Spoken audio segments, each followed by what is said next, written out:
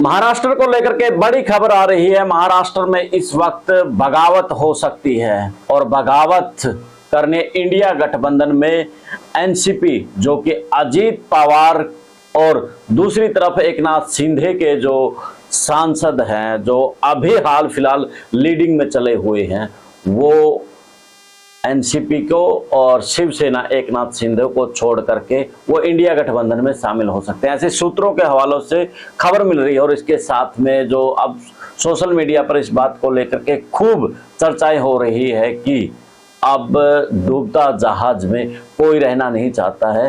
तो अगर ये हो जाता है तो भाजपा के लिए बड़ा कठिन दौर होगा, क्योंकि महाराष्ट्र की बात करें जो 48 सीटें बड़ा स्टेट है, वहां पर अब बीजेपी के लिए बुरी खबर आनी शुरू हो गई है।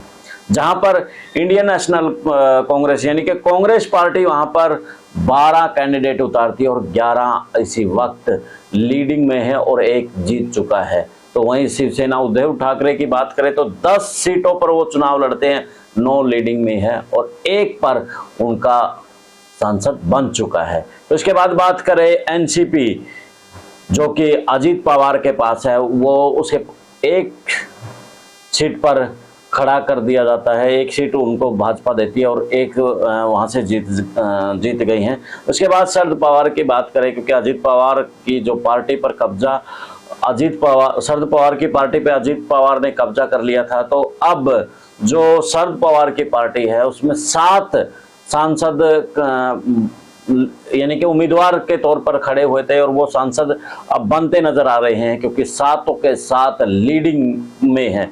वहीं शिवसेना की बात करें तो 6 उनके भी 6 कैंडिडेट इस वक्त लीड में हैं, तो और एक निर्दलीय भी।